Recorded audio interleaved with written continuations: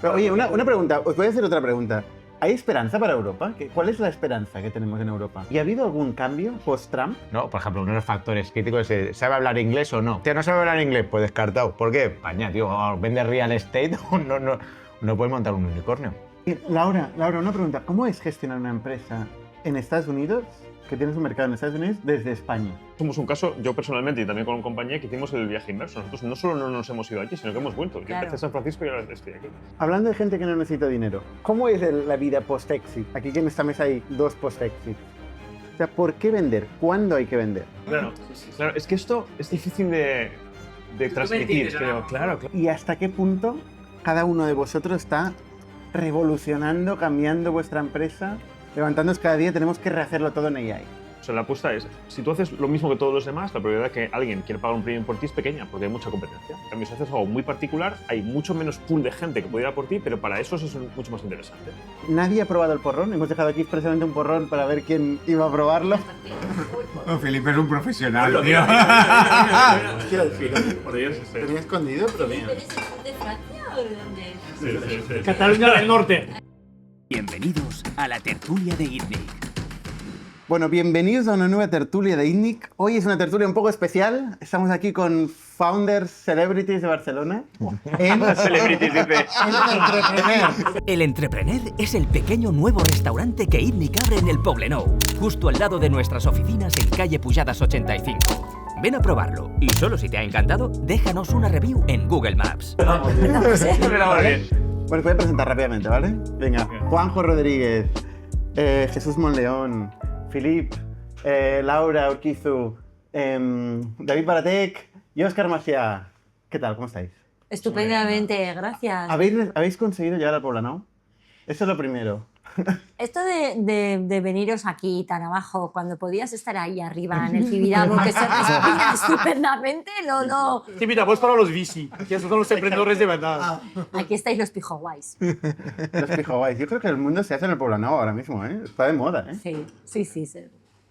Bueno, aquí en esta esquina concretamente está aquí Nude Project, que está empezando, está Globo, literalmente a 100 metros, esta factoria, y un montón de startups pequeñitas que todavía no conocemos, pero serán los siguientes unicorns. O sea, el Triángulo de Oro de Barcelona en Es este esta momento esquina. está aquí. Aquí. Bueno, pues ya está, ahora ya sabemos lo que nos Golden pasa, ¿no? Apple, sí. Estamos aquí abajo. Oye, hablemos de unicorns, que Philippe tiene como una especie de hateismo al unicorn. Un hateismo francés, ¿eh? Ahí. Me siento discriminado. No tengo... A ver, no es que soy un hater de unicorn. El problema es que hay muchos unicorns que son unicorns basados en storytelling. Y te dejas pasar años y los unicorns se convierten en los americanos llaman unicorns, que son unicorns muertos, básicamente. Unicorps. Unicorns, lo he leído hace poco, ¿sabes? Les encantan esos conceptos.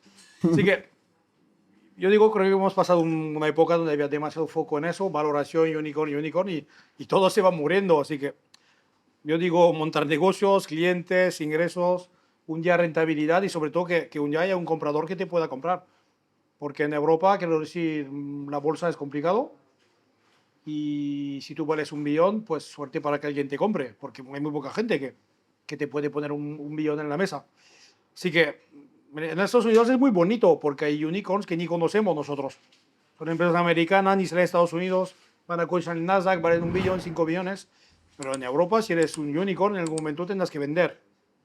Y la bolsa es complicado. Pero ¿por qué aceptamos esa realidad de en Estados Unidos puede ser unicorn, en Europa no? Yo creo que es un tema simple. Mercado enorme y es un mercado de verdad. Europa no es un mercado, pero Europa es una unión de países, diferentes idiomas, legislación. Yo creo que no es una falta de ambición, un poco. Creo que los americanos son súper ambiciosos por naturaleza, pero yo creo que al final no se dan cuenta ellos mismos que su fuerza es un mercado de 300 millones de habitantes con un PIB muy alto que paga mucho.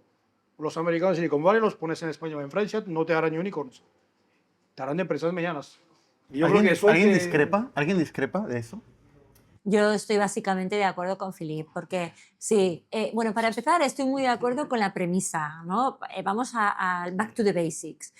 Los VCs, digamos, era una manera de apoyar la construcción de empresas de verdad, de empresas con un negocio, con unos fundamentals buenos, con un valor añadido y, bueno, que finalmente se iban a convertir en empresas viables.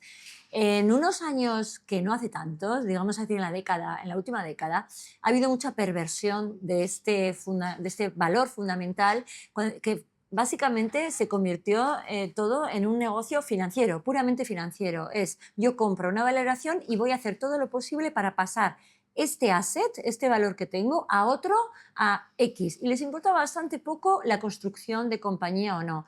En el momento en el que se desliga tanto la construcción de compañía con digamos, el negocio financiero, que no nos engañemos, siempre ha sido un negocio financiero, pero cuando se desliga tanto de que prima el negocio financiero es cuando surgen este tipo de fenómenos de los unicornios que durante las distintas rondas son unicornios y el día de la verdad, porque solo hay un día de la verdad, que es el día o del IPO o de la venta, ese unicornio ya no es tan unicornio. O empieza unicornio o de la quiebra. O es un pony.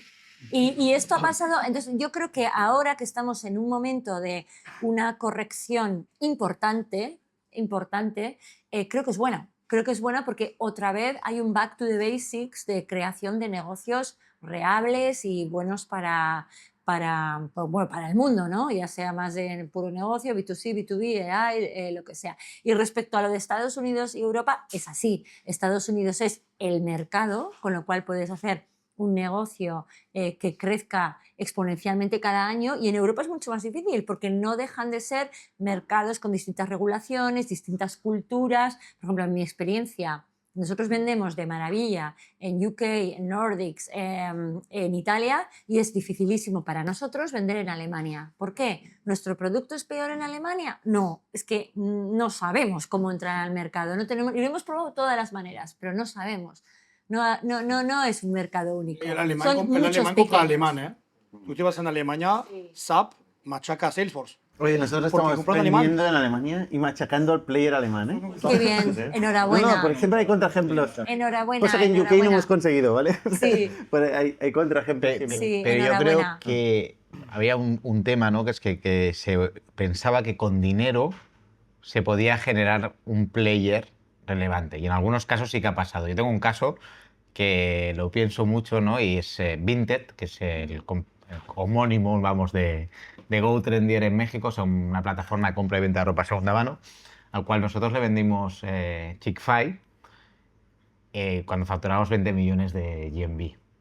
Y ellos hacen 800 millones. Te explico una cosa. Yo hablaba con Poshmark, que son los americanos, hablaba con otros, y decía, no, los de Vinted están locos porque dejaron de cobrar comisión al estilo Wallapop. Y aparte hacían televisión. O sea, tienes todos los números para quebrar.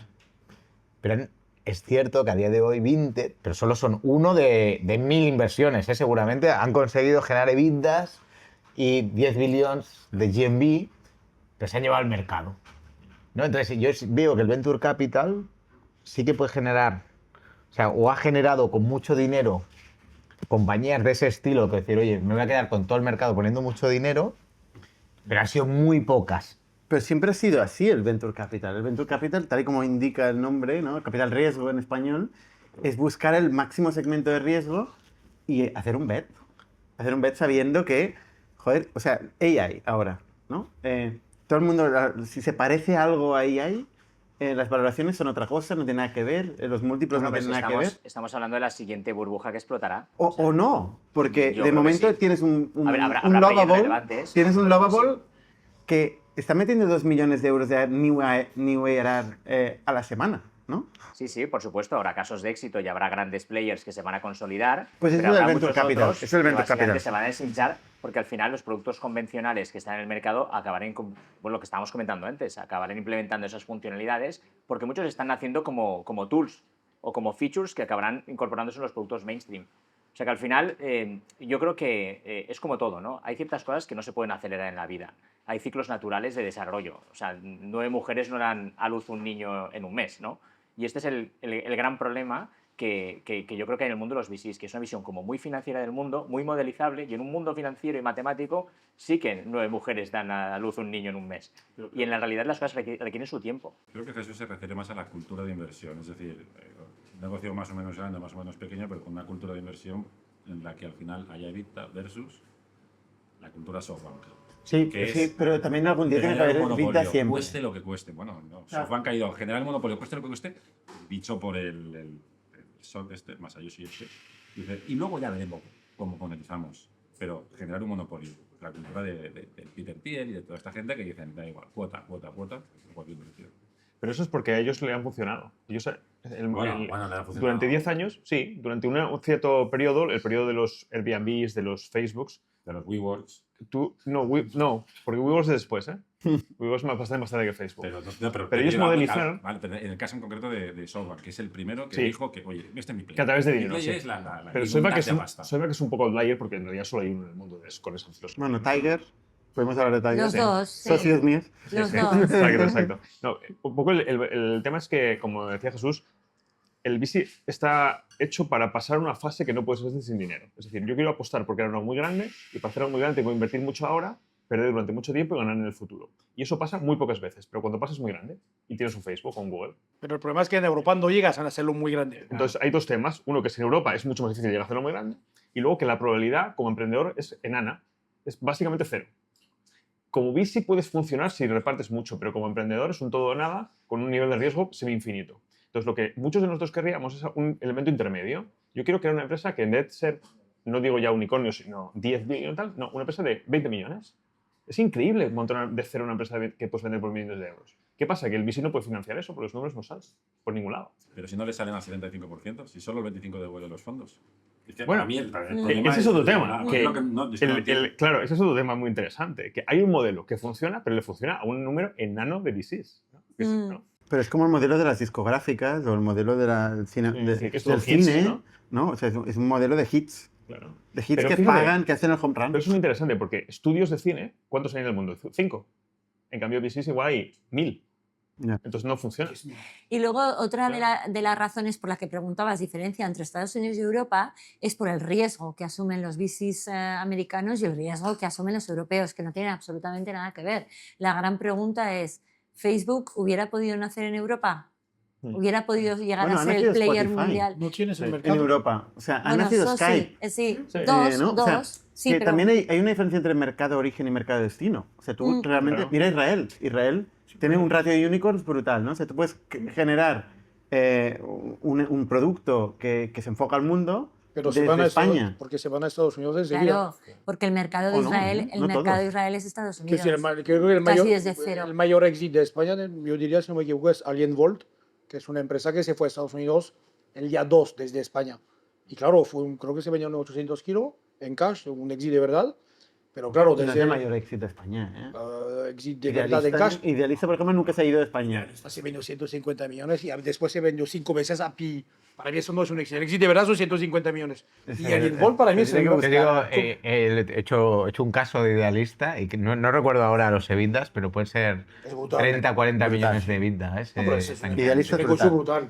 Pero O sea, para mí el es un exit- mercado que el para real mí el estate exit en es como- España es un mercado tan grande que te permite hacer un unicornio, pero la realidad es porque los VCs españoles buscan gente que sea capaz de internacionalizar, ¿no? Por ejemplo, uno de los factores críticos es ¿sabe hablar inglés o no? Pues no sabe hablar inglés, ¿no? ¿En verdad? No. ¿Sabes? Uno de los criterios cuando dice, hostia, no sabe hablar inglés, pues descartado. ¿Por qué? Sí, sí. Porque en España, tío, vende real estate, no puedes montar un unicornio.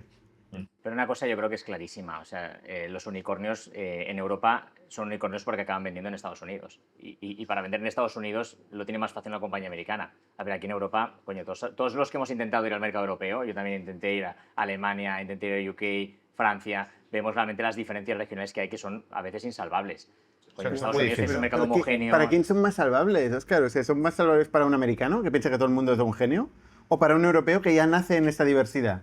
No, O sea, no, nosotros totalmente, o sea, nosotros pero nacimos el tienes una primer día afición más. entendiendo que el mercado europeo era multimercado y vendemos en Francia y en Italia y en Alemania. Sí, nosotros Totalmente, pero también. ¿cuál es el consejo de todos los VCs cuando tienes un SaaS, por ejemplo, o cualquier compañía? Vete a Estados Unidos o empieza en No, Estados sí, Unidos. eso, monta- este mantra, o sea, pero yo soy muy hater de este mantra de ir de Estados Unidos. Pero oye, una pregunta, os voy a hacer otra pregunta. ¿Hay esperanza para Europa? ¿Cuál es la esperanza que tenemos en Europa? Claro que hay esperanza. Primero la hay porque... Vamos a intentar hablar de positividad desde Pero yo Europa. creo que la primera positiva es que si cogemos Estados Unidos, Europa.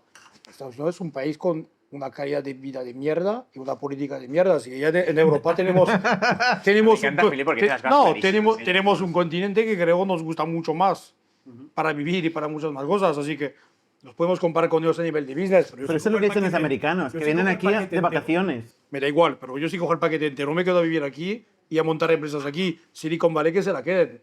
Así que para mí esta competición es una competición... No, pero para mí es una competición tonta compararse con Estados Unidos. No, vale, a nivel de tech nos comparamos porque tienen Silicon Valley.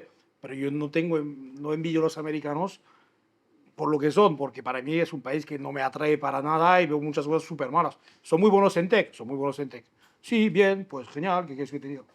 Que sigan así. En Si Francia les gusta son mejores en vinos, ¿no? O sea, No, pero quiero decir, vivimos mucho mejor aquí que ahí, así que yo estoy súper feliz aquí. Creo que hay esperanza. Puede ser que nunca seremos los mejores en tech, probablemente que no, pero no pasa nada. seguramente Tenemos otras cosas, pero Europa sí. ha despertado, ¿no? A raíz de esto de la geopolítica, o sea, tú imagínate Europa lo que debe estar pasando en Bruselas, espero que esté pasando, ¿no? Que dice, hostia, a Ucrania le quieren cortar, ¿no? El internet del Elon Musk. O sea, a día de hoy espero que estén montando una empresa de satélites que dé conexión a internet, porque imaginaros que mañana nos cortan internet. Bueno, que ha dicho que no lo va a hacer, ¿eh? Sí, que no lo va a hacer. Ha dicho que no lo va a hacer y que Pero no ha pagaría, ¿eh? Después Pero ha hay que amenazado. atenerse a las consecuencias. Yo lo Pero que no es- entiendo es por qué no han cortado Twitter en toda Europa. Es estratégico, tú imagínate que nos cortan internet. Es estratégico para un país. Entonces, yo, que estaba en contra de que Telefónica, ¿no?, estuviera controlada por el gobierno español, ahora pienso, joder, mejor que esté controlada por el gobierno español. Hombre, empiezas a entender. Claro, empiezas a entender por qué estratégicas. han metido a quien meten, por qué siempre han sido de un gobierno o de otro, pero siempre han sido de un gobierno, ¿no? Pero dices, coño, es que es estratégico si mañana nos cortan internet. Y Elon Musk ha dicho a un país en guerra, los polacos han salido diciendo, esto es una locura. O sea, en Europa nos tenemos que... O sea, Europa espero que estén plantándose... Pero yo creo que la reacción de Europa ha sido muy rápida y muy buena. Yo soy muy positivo. Yo creo que todo el mundo asume que Europa es muy lenta y muy burocrática y no es verdad. Lo que pasa es que no ha tenido presión para actuar. Ahora ha encontrado presión para actuar y en 6 semanas han firmado 800.000 millones de inversión vale que es ejército. Bueno, pero la reacción ha sido en semanas. No ha sido lo que se supone que es Pero 3 años. existe este tampoco le ejército, queda otra. ¿existe? Bueno, se han aprobado. Era impensable que España dedicara 25.000 millones a invertir en el ejército, ¿no? Y ahí lo tienes en el Congreso discutiéndolo ayer. El otro día Marek, ¿no?, nos ponía un ejemplo, decía, oye, nunca entendió por qué en Europa se montó, o sea, en Estados Unidos hay GPS, ¿no? Galileo es europea, me parece.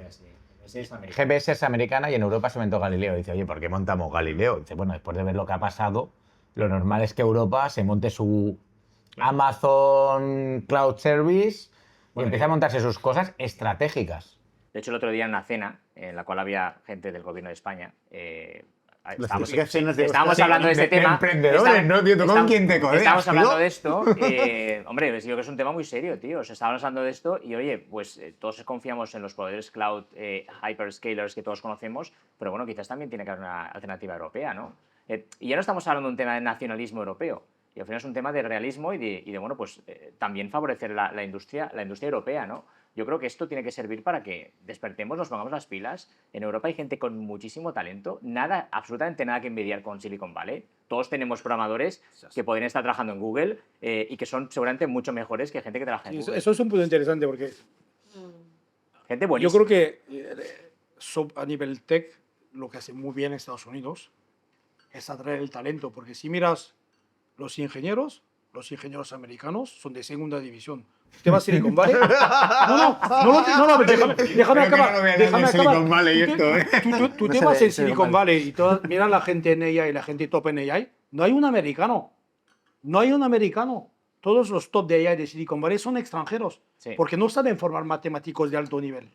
Claro que saben atraer la gente con la pasta, con lo que pero no forman gente proporcionalmente al país. No forman tanta gente de alto nivel. Son muy buenos para vender lo que quieras, pero a nivel técnico, por ejemplo, Pero, Filip, no son buenos, no es verdad. Yo creo que no hace falta decir que ellos son malos. Yo creo que No digo que lo son- hay que decir digo- es que digo aquí que no son buenos. Aquí hay gente muy buena. Vale, dilo como Hay gente quieras. Muy buena y brillante. Lo que digo es que El los problema que sobrevaloramos. Tenemos este complejo de Pero inferioridad. la primera mitad de esta Como hemos tertulia... empezado la conversación, Exacto, ¿no? es lo que iba a decir. Es La un primera mitad de esta complejo tertulia que- es que aquí no hacemos nada. Claro, porque Y de tenemos golpe un he complejo. preguntado, ¿hay esperanza? Y ahora somos todos la hostia. Bueno, yo todavía no os he dicho mi opinión. A ver, escuchamos. Yo voy a poner el contrapunto.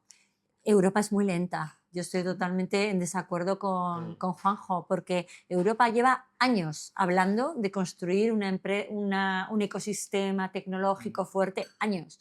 Ha hecho falta que se pusieran las cosas difíciles como se han puesto ahora para que se empiece a hablar del tema. Entonces, cuando hablamos del despertar, yo creo que Europa le ha sonado la alarma, le ha sonado el despertador. Todavía estamos en pijama, todavía no hemos salido de la cama ni nos hemos puesto a hacer absolutamente nada. Y es muy triste que esté pasando todo lo que esté pasando a nivel geopolítico para que tenga que sonar el despertador. Porque es esto, o sea, ¿qué ha pasado con aquellas iniciativas francesas que eran de toda Europa, de la creación de los gigantes europeos y tal? Nada.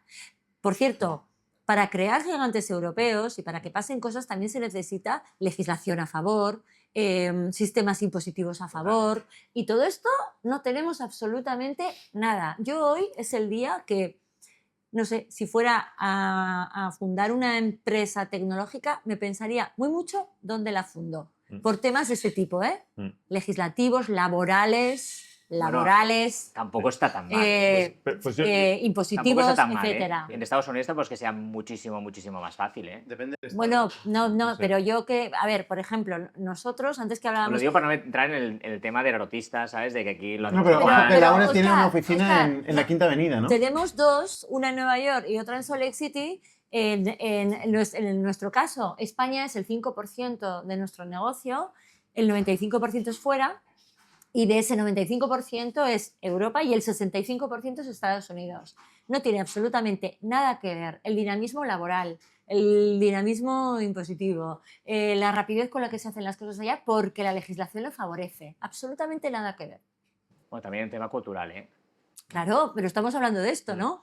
Sí, cultural, todo, el que quieras, pero no es la Laura, realidad. Laura, una pregunta. ¿Cómo es gestionar una empresa en Estados Unidos, que tienes un mercado en Estados Unidos, desde España? ¿Cómo es contratar ejecutivos americanos? Sí, Ahora bueno, cuéntanos de City of experiencias. lo de desde España o desde un avión, ¿eh? Bueno, Porque, desde un avión. claro, o sea, yo me he metido viajes a Estados Unidos y me los sigo metiendo todo el tiempo, ¿no? Todo el rato. Desde el año 2018, yo no sé ni cuántos viajes he podido hacer, pero una barbaridad. Entonces, bueno, al principio es difícil empezar el equipo, lo más complicado es empezar, pero una vez que tienes la gente sobre la que pivotar ese equipo y ganan dinero, la cuestión es, allá se mueve muchísimo por el variable y por si realmente, además de la empresa, además de la propuesta de valor, además que estén bien, oye, yo hago mi cuota, yo gano dinero, pues tienes un fantástico talento. En el momento que lo tienen complicado, pues se pueden buscar otro proyecto. ¿Y qué te iba a decir? Y no te... O sea, porque a mí me explotan. O sea, si viene alguien y te dice, no, son $250.000. Sí. Creo que en una tertulia de Nidias, no sé. Sí. A mí me dice 250.000. Esto para empezar a hablar. Ya me explota la cabeza. Me levanto y me voy, ¿no? Pero a ti cuando te dicen estos salarios, ¿qué te...? Es que, a ver, son ya años. O sea, nosotros empezamos operaciones enEstados Unidos en el 2018, entonces ya me he acostumbrado. Pero al principio, claro, yo me subía por las paredes. Cuando un account executive, que no deja de ser un tipo que vende, sus salarios son 250.000, 125.000 fijo, 125.000 variable. Entonces se queda contigo si es capaz de hacer los 250.000. Si no, se busca otra empresa en la que los pueda hacer. Es así de fácil. A ver, eso es un poco en todas partes, también te digo. Si la gente no cobra el salario entero, también se van aquí. Ya. Pero es distinto. Yo creo que es o sea, al español no le mueve tanto la pasta, vamos a decir así. El americano, entre otras cosas, porque todo es muy distinto, todo. O sea, las empresas son muy distintas, la forma de vivir, digamos, la base que tenemos aquí, ¿no? La base, no sé cómo se llama, la base social que tenemos, ¿no? Allí todo es mucho más difícil. El pagar a los hijos la universidad, todo. Entonces, tienen que ganar dinero. Y tienen que ganar dinero. Una copa de vino en Nueva York te cuesta $25. Con eso te lo digo todo. Entonces, claro, Pues mira, tienes como que un ganar entrepreneur. eso. Ese es el punto de Philippe, ¿no? Al final, ¿dónde hemos elegido todos nosotros vivir? Ya, sí. Nosotros somos un caso, yo personalmente y también con una compañía, que hicimos el viaje inverso. Nosotros no solo no nos hemos ido allí, sino que hemos vuelto. Yo Claro. empecé en San Francisco y ahora estoy aquí. Y luego creo que hay un tema sectorial. Es verdad que en el software B2B grande de Enterprise, el mayor mercado con muchas diferencias es Estados Unidos, pero por ejemplo el mercado de Hospitality Europa es más grande. Entonces es más interesante estar en Europa que estar allí. Es verdad que habrá pocos que sean así, pero hay mercados en los que la fragmentación es una ventaja para ti porque entiendes mejor la fragmentación, ¿no? Claro, y eso es una ventaja también, ¿eh? Correcto. O sea, es bueno a veces que haya complejidad. Porque evita que otros se metan en tu Una espacio. entrada clara para... sí, sí. Para mí esa idea es fundamental, ¿eh? De hecho, si algo es muy, por hablar así, muy coñazo, pero tú lo resuelves, es una gran barrera de Ponemos entrada. un pip aquí. Cuanto más pereza te de resolverlo, más ventaja competitiva tienes si tú ya lo has resuelto. Porque nadie se mete en ese tema tan pesado y tan Claro, claro, farragoso claro. tan Y es que busco la complejidad. Claro. Oye, ¿y ha habido algún cambio post-Trump? ¿Tú que estás tan metida en Estados Unidos? O sea, ¿has visto algo? Bueno, diferente? para empezar tenemos que partir de una realidad y es como vivimos nosotros Trump, no es como lo viven ellos. No es. No es. O sea, ellos, muchos querían un cambio por muchas razones. Es la ley del péndulo, ¿no? Cuando se va mucho hacia un lado, vuelve con toda la fuerza hacia el otro lado. Entonces, eso es lo que ha pasado en Estados Unidos, que había una serie de teorías y una serie de políticas que estaban hiriendo mucho, concretamente, y lo voy a decir porque estoy rodeada de hombres magníficos, al hombre blanco hetero. Se había llegado un momento en Estados Unidos que el hombre blanco hetero estaba sufriendo, entonces ha habido un movimiento pendular, no solo ese, también el de la economía, ¿no? O sea, en los temas económicos pues mucha gente no lo sabe, pero en Nueva York se ha llegado a unas tasas impositivas en las que el tramo más alta paga el 48%.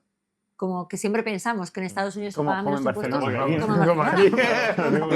Europa. Claro, sí, pero... Sí, pero esto sin sanidad pública, ¿sabes? Sí, pero... Sin sanidad pública, es sí, verdad. y en una economía en la que antes no era así. Acordaros que siempre pensamos todos, no era así. Y sin la escuela pública, sin la salud... Entonces, claro, ha habido un movimiento pendular. Entonces, lo que están allí es, sobre todo, expectantes. Y otra cosa que sucede es que el resto, a la mayor parte de los americanos, a la gran parte, el resto del mundo no les importa nada. Ucrania no les importa nada, Europa no les importa nada, solo les importa su país. Esa es la realidad. Entonces, ahora que, bueno, vamos a ver qué va a pasar con este terremoto que hay en las bolsas, el terremoto a raíz de los aranceles, pues cuando vaya la próxima vez y vuelva os lo contaré. Porque claro, como cada día pasa una cosa, como cada día nos levantamos a ver qué ha hecho Trump esta noche, ¿no? Pero entonces, esta última parte aquí ya estoy más perdida. Pero hasta ahora había expectación. Yo, Esa mira, es la realidad. con México, o sea, y tengo negocios en México, entonces estoy todo el día, cada vez que dice Trump algo, voy directamente a ver el euro, el tipo de cambio, perdona, peso mexicano, dólar. Y diga lo que diga Trump, no cambia. Yo digo, joder. Que se ha descontado todo, ¿no? Digo, pero ¿qué está pasando aquí, no? Entonces empiezas a indagar un poquito, ¿no? Y entonces comienzas a preguntar, ¿no? Y dices, oye, ¿por qué no ha caído el peso? Y tal. Bueno, es que los aranceles son solo para una parte de los productos de los coches. Coño, o sea, es que el titular suena de una forma, la realidad es otra. Y en general, esta parte del coche es un proveedor de una empresa americana de coche. Así que pase lo que pase, lo va a tener que comprar. Así que, claro, entre los que se dice y la realidad hay una diferencia. Pero fijaros en el discurso que hizo Trump, y yo no soy trumpista, o sea, que quede claro, ¿no? Aquí en Europa ahora es muy importante decir eso. A ver, no soy trumpista, pero a ver, Pensaba que sí. entiendo el fenómeno como decía Laura, ¿no? El discurso que hizo Trump fue un discurso ilusionante, o sea, en un país en el cual, ostras, pues que se está viviendo cierta decadencia en moral y en muchos otros aspectos. El tema del fentanilo es un tema que, vamos, es horroroso, ¿no? Solo de verlo ya, o sea, es la peor película de zombies que te puedes imaginar, ¿no? Claro, en un país en esta situación, un discurso tan populista, tan energizante, pues, o sea, engancha muy bien. O sea, ha enganchado muy bien y lo que decía Trump tampoco, excepto algunas cosas que eran realmente verdaderas locuras, o sea, el contexto, en un contexto de un país con falta de ilusión, tiene sentido, ¿no? ¿Qué sucede? Que lo que está haciendo Estados Unidos está haciendo una evolución en plan, vamos a pensar solo en nosotros. Nosotros somos vamos a poner Estados Unidos en el centro. Pero claro, esto es un cambio total y absolutamente radical en la hegemonía y la geoestrategia mundial. Todas las placas tectónicas mundiales se van a mover porque al final Estados Unidos era el estandarte del mundo libre y representaba mucho más que una economía. Era realmente un referente moral para el resto del mundo. Y eso se está cayendo. Y ese referente moral es el que sustenta su liderazgo monetario. Y ese liderazgo monetario lo tienen que necesitar mantener para poder seguir financiando su deuda. Que ellos imprimían billetes, bueno, Estados Unidos tiene un problema de deuda inmenso y colosal, pero imprimían billetes porque, claro, como el dólar lo compra todo el mundo, pero claro, o sea, lo que vengo a decir es que esto tiene sentido, es una política muy cortoplacista y para realmente reenergizar el país, pero esto a medio o largo plazo puede tener efectos muy, muy negativos para Estados Unidos. Pero tenemos es lo que sí, mismo no en es- Europa, tenemos la misma en España, la misma en Francia. El Brexit fue exactamente eso. Pero Unos- es un unos Me especies de... Too, ¿no? Sí, Es un pero mito de Estados fueron Unidos. unos bufones que Pero es que vendieron esto- la moto al pero es que pueblo. esto es ¿eso mismo? haber estudiado muy poca historia, ¿no? Porque esto lo llaman aislacionismo, ¿no? Los americanos. Esto ya lo intentaron por allá en los años 20-30 y es peor estrategia que la otra. Es decir, puede sonar bien, pero es que no es peor. Para la calidad de vida del país, a largo plazo, es peor ser aislacionista que estar en un mercado común. Pero Eso está demostrado ya. Yo Entonces entiendo. no tiene sentido hacer esto. Pero la política moderna, por definición, es cortoplacista, porque son 4 años, más Pero es que 4 no- años, pero- más 4 años. Sí, pero si me argumentaras que a corto plazo funciona, pero mira lo que ha pasado hasta ahora, es un desastre No, total. no, pero o sea, yo creo que le va a funcionar. O sea, vale, evidentemente qué hay variable? ciertas turbulencias, yo creo que va a funcionar. ¿Pero en qué variable Perdona, concreta? ¿Va a funcionar para- en qué variable? ¿Podemos volver al negocio? Sí, sí, Porque- es más divertido, ¿no? Gracias. Que aquí nos- que aquí nos Eres liamos. política Gracias. o negocio, ¿no? A ver, me gustaría hablar de múltiplos, Oscar. Concretamente, ¿no? Concretamente. A ver, o sea, ¿qué está pasando en el mundo del M&A, en el mundo del fundraising, en la situación actual en cuanto a múltiplos, valoraciones de compañías? ¿Por cuánto se vende un CRM hoy en día? Yo creo que... Por poner un ejemplo, ¿no? Hostia, de verdad, ¿eh? Y después, ¿Cómo sois? después nos hablas del revenue que hacías antes de vender. Yo creo que ha habido ha habido un choque catastrófico entre la ilusión y la realidad. Y esto ha sucedido en los últimos 2 o 3 años. Y esto es algo que, en fin, yo que he tenido que hacer un proceso de money y ha durado tiempo y he hablado con muchos potenciales compradores, es algo que he visto. Con algunos, oye, pues he tenido más relación que con otros. Y lo que he visto es que sobre todo los compradores estratégicos, más que los financieros, porque los financieros ya se guardaban muy bien de no hacer ciertas inversiones, han tenido luego muchos problemas para rentabilizar compras que han hecho a valoraciones absurdas, ¿vale? Entonces, esto viene un poco en línea a lo que comentamos antes de los unicornios, ¿no? El concepto de unicornio ya de por sí es un ser mitológico que no existe, ¿no? ¿Vale? O sea, ya empezamos mal, ¿no? ¿Vale? Entonces, claro, ¿qué sucede? Cuando tú incorporas un ser mitológico que no existe a un precio absolutamente desorbitado y eso tienes que encajarlo con un business plan y un business case, que al final todas las compañías tienen que reportar números y tienen que trabajar con su EBITDA, pues eso explota, ¿no? Entonces, claro, yo creo que ha habido un efecto devastador de muchas compras que se han hecho en los últimos 3-4 años que han explotado dentro de las compañías. Evidentemente nadie ha dicho nada, porque no es una cosa que luego salga de esas compañías, pero dentro de las compañías ha habido mucho sufrimiento y hace que ahora mismo los compradores estratégicos sean muy cautos en la compra de compañías y quieren probar primero partnerships, quieren ir poco a poco, quieren tantear y luego que hay una sobreoferta de compañías a la venta. Este yo creo que es el Qué gran respuesta problema. más abstracta, ¿eh? Pero, Una pregunta muy ¿Qué concreta. múltiplo? Sí, Política pura. No, pero es que tú estuviste en el podcast de Indie cuando vendiste, ¿no? Y dijiste, no puedo decir el número, es súper confidencial y tal. Y el día siguiente, pero es que el día siguiente se publicó en el periódico. Bueno, claro, es que el tema es que la compañía que nos ha comprado es una compañía pública, cotizada, y tiene que presentar los resultados y al final es un tema de transparencia de mercado. ¿Qué múltiplo pagan ahora? Ahí en Sage. Vosotros sabéis que esto no funciona así. Al final, el múltiplo que se pague... Fijaros una cosa, esto yo creo que es un concepto importante, sobre todo para los emprendedores que están pensando en un futuro exit, ¿no? Tú al final puedes vender la compañía por... O sea, tú puedes vender la compañía por varios drivers de valor, ¿vale? Un driver de valor puede ser el mercado, otro driver de valor puede ser pues, una compra estratégica, con lo cual alguien te compra tu producto y lo va a incorporar a un producto que tiene un alcance muy amplio y lo va a incorporar en ese producto, ¿de acuerdo? Con lo cual, el que compra no es tonto, hace un business case. Si es un comprador financiero, el business case que hace es lo compro, lo engordo y lo vendo y ahí tengo un margen, ¿no? ¿De acuerdo? Un comprador estratégico, lo compro, lo integro y se lo vendo a mis clientes porque ya los tengo, ¿no? Entonces, depende del tipo de venta que sea, pues van a pagar más o menos múltiplos y depende de la sinergia que tengas sobre su portfolio de productos y el revenue incremental que puedan sacar con tu producto dentro de su base instalada, te van a pagar más o menos. Y luego, evidentemente, hay una realidad de mercado, ¿no? O sea, al final, si el mercado está pagando los múltiplos Y X... depende de los verticales. O sea, no tiene nada que ver. Bueno, para empezar, no tiene nada que ver un B2C con un B2B. Y si eres ciberseguridad, si estás en el mundo del e-commerce, si estás en el mundo del legal tech, vamos a poner. Legal Tech, ¿cómo estaría ahora ahí? Yo creo que el legal tech, la verdad es que no sabría decirte, y ya sé por qué me lo preguntas, pero es que en nuestro caso es que es algo más complejo. Estamos entre el legal tech y la ciberseguridad. Un lío. un lío. O sea, lo mío es una cosa que hay que ubicar. Bueno, depende el que se valore mejor. Sí, tiene ventajas y desventajas, porque hay gente que no sabe dónde ubicarlo y también tienes distintas ubicaciones, ¿vale?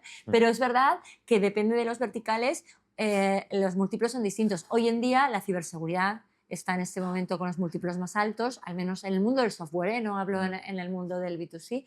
La ciberseguridad está más alto. Legal Tech está creciendo mucho porque, claro, es un área en la que no había tecnología. Entonces está creciendo bastante, pero bueno, todo depende de los verticales. Y luego el otro factor es lo más cercano que estés a la Rule of 40. La Rule of 40 es explicarlo esto porque es interesante. Sí, explicarlo. Puede interesar, o sea, en un SaaS, en un B2B, sabéis que el negocio es recurrente. Entonces, en los años locos solo se primaba el growth, el crecimiento, el ratio del crecimiento. Y la verdad es que nadie miraba el EBITDA. Yo me acuerdo cuando mi financiero se ponía tan contento de que, ¡ay, hemos hecho EBITDA positivo! ¡Ay, quita! ¿Cuánto hemos crecido? Y ahora lo importante son los dos, ¿no? Entonces, la Rule of 40 combina el crecimiento que hayas tenido con el porcentaje, no de tu EBITDA, sino de tu cash flow positivo, porque en España acordaros que debajo del EBITDA está todo lo que es la amortización de tecnología, la capitalización tecnológica. Entonces, este es tramposo, o sea, hay que ir abajo del todo, el cash flow que generas, y entonces el cash flow que generas es un porcentaje sobre las ventas, ¿no? Que puede ser un 5, que puede ser un 10. Entonces, el crecimiento de tus ventas más ese porcentaje de cash flow sobre las ventas, si es 40, eso es el grial. O más. O sea, como mínimo el 40. Como mínimo el 40. Entonces, la Rule of 40. Entonces, la Rule of 40 tiene unos múltiplos conforme más baja, más van bajando los múltiplos y conforme más sube, más van subiendo los múltiplos. Entonces, es una combinación, la valoración actual, al menos en el mundo SaaS, es el vertical en el que estés más el grado de cumplimiento de la Rule of 40. Combina los dos y te sale el múltiplo. Si eso da 40... y estás en un vertical bueno, el múltiplo es alto. Puede ser, sí, un 14, un 15, un 20... ¿Tú no crees que da igual el vertical? Os pregunto. Yo creo que hay verticales que están más de moda en algún momento y entonces hay más operaciones en esos verticales. No necesariamente que los números sean más altos. Lo bueno de aquí somos todos jóvenes, ¿no? Entonces hemos vivido casi el 2.0, el e-commerce, el fintech, el blockchain, ahora LIA, ¿no? O sea, no sé, el SaaS también, ¿no? Yo veo que todo... Yo recuerdo perfectamente con Philip, cuando estabas ahí en Sitroque, que me hablabais de fintech y yo me acordaba del e-commerce, ¿no? Y todo sube y todo baja. Pero, por ejemplo, tenemos un caso muy claro, ¿no? Es Deport Village, e-commerce. E-commerce fue un sector que fue en los años 2012, 2010, que era la bomba, ¿no? Todo el mundo, wow, e-commerce. Invertía la gente a muerte, ¿no? Como ahora en IA, ¿eh? O sea, lo del IA, antes en e-commerce. Y el 2015 era, wow, e-commerce, vaya castaña, yo no invierto en nadie, ¿no? Y el 2020, Xavi de Deport Village vende por, no me acuerdo, cerca de 200 millones. Eso pasa toda la travesía del desierto. No te acuerdas, pero tú eres socio, ¿eh? Sí, pero yo no me acuerdo. Eso me acuerdo lo que me tocó a mí. Lo que me acuerdo lo que me tocó a mí. Lo que me toca a mí. ¿Cuánto te tocó a ti? Poco, tío, porque fui tonto, tío. Porque puse poco. Pero bueno. No, pero lo que te quiero decir es que yo creo que los sectores da igual. Sectores, ahora está el IA vendrá un bajón, luego volverá a subir. Blockchain se bajó, luego volverá a subir. Todo es cíclico. Y contra más viejo te vuelves... Bueno, pero da igual, depende de cuándo te toque vender. Porque claro, ahora, por ejemplo, que Óscar ha vendido, da igual, o sea, es mejor que cuando te toque vender que esté en ese momento el vertical... Sí, que te toque en el sector, en el momento adecuado. Esto es. Pero seguramente se te pase el arroz y toque que contra más crezcas y más EBITDA generes, más te van a pagar por ello. Sí. O sea, la regla del 40 yo no sé cómo va, pero Juanjo me la explica acá. En cada board la explicas, ¿eh? Bueno, tiene una slide de esas, tío, que yo digo, joder, qué pesado. Hay un elemento muy gracioso, es que cada uno cuenta la métrica que mejor le funciona a él, ¿no? Claro. Entonces, en nuestro caso ahora, nuestra mejor métrica es Rule of 40 y yo dando la matraca con ella cada vez. La llevas tatuada, ¿verdad? Yo digo, hay muchas, pero esta es la mejor, porque esta es con la que vas primero. Pero ves, para volver a lo que decíamos antes, de los inversores, yo creo que históricamente se creaban empresas, la gente las miraba, invertía o no invertía. El modelo se ha pervertido hasta el nivel que tratas de tener las métricas que gustan a los inversores. Y hay gente que todo lo que hace es storytelling para el inversor. El inversor quiere gross.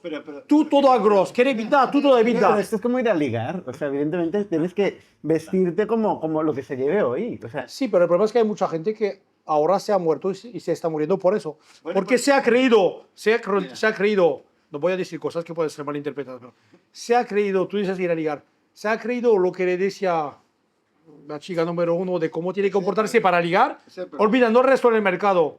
No, es un error. no, hay que estar siempre Es un error. a lo que se Y si viene. te cuentan cuentos, no te lo creas. Vete a lo que importa. Pero Crear una no empresa te olvides que que crezca, que sea El rentable. inversor no es tu colega, es tu jefe. Sí, pero lo que quiero decir es que el venture capital al principio, para volver a la historia, es que son microchips en los años 60, 70. Los no en Silicon Valley no creaban empresas diciendo la Rule of 40, no. Creaban tecnología y cuando empezaba a arrancar, era el éxito para todo el mundo. Ahora hay mucha gente que crea empresa para gustar al inversor. Eso es una cagada internacional. Pero me vais a permitir una cosa volviendo a lo de ligar. ¿eh? No liga el que es mainstream, liga el que saca su potencial, como este señor. Antes ha comentado Oscar. Que pongan en YouTube. coño. No, pero es verdad. Antes comentaba Oscar, o sea, Oscar, su producto es diferencial. Entonces ha ido al producto. A Oscar el Rule of 40 y todo esto le ha importado poco, ¿no? Bueno, hemos tenido que Sí. acercarnos un poquito, ¿eh? Sí.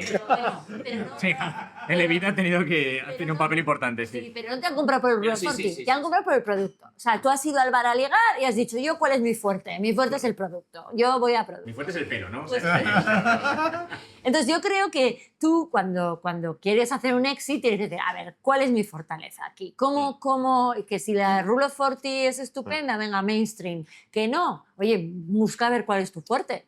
Hablando de exit, Philip, ¿cuál era tu fuerte cuando fuiste a vender Cantox? Que hicimos algo muy diferente, que si en el mercado no había realmente un competidor. Así que si alguien quería invertir en un producto como el nuestro, nos compraba a nosotros o no hacía nada. Pero no es como para volver al e-commerce. Digo, el e-commerce por el e-commerce en general hay muchos competidores en el e-commerce, sea lo que sea. Tú quieres comprar una empresa de e-commerce de deporte para volver lo que deseas, me invento, hay 5 en el mercado. Y tú vas ahí y vas a empezar a negociar con todo el mundo y compras la que te te da la gana porque estás en posición de fuerza.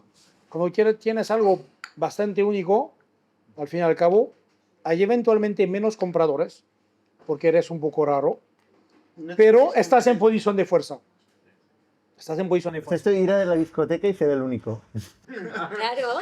Eso también ayuda. Tú El vas único a, en algo que tú vas se a la valore, discoteca claro, porque- cada fin de semana y te vas como te gusta ir. Y un día, pues, alguien se acerca. Tú no cambias de look cada fin de semana para gustar a quien sea. Tú eres quien eres, sigues a tu bola y un día viene alguien. Eso yo creo que es No estoy- una manera... o sea, Lo que decía yo.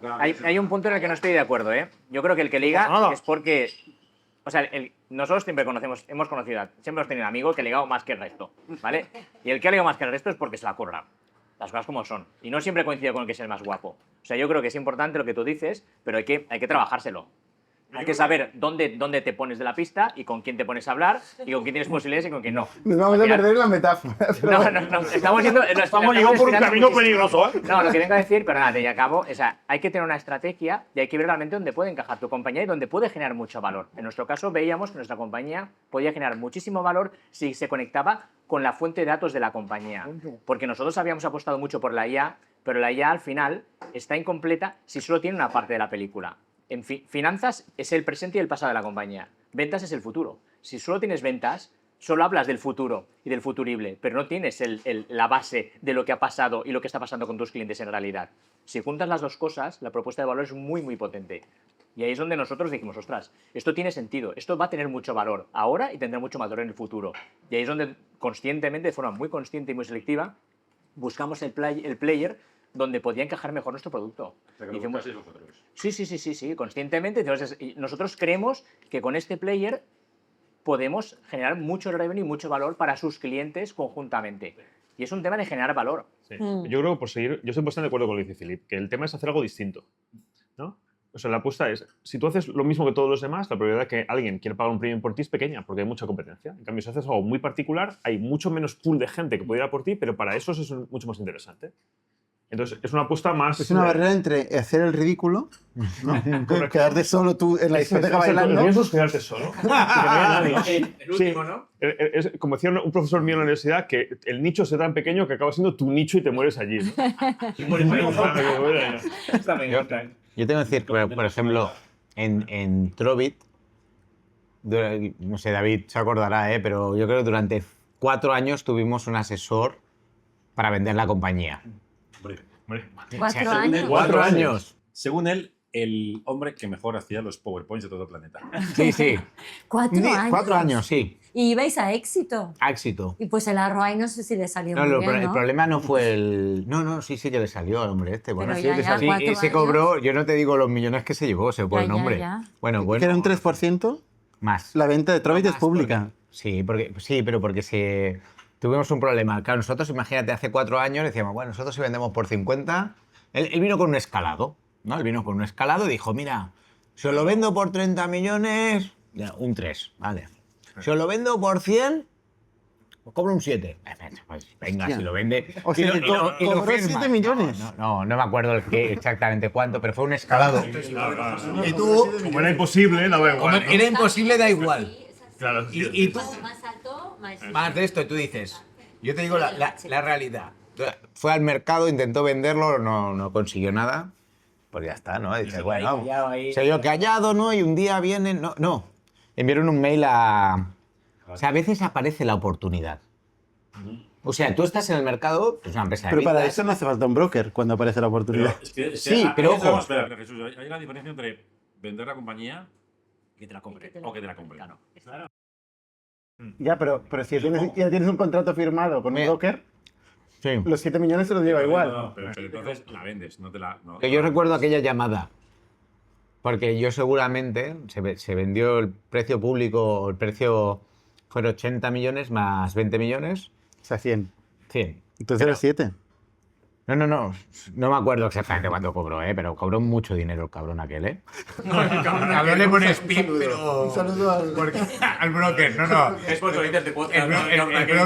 El broker yo pensé, hostia, tenía que haber sido yo el broker y no haber llevado ventas de Trovit. Bueno, la historia de Tú Trovit... llevabas ventas en aquel momento en Trovit. No, ya no estaba. En Trovit directamente estaba en el board y yo llevé la parte de ventas al principio.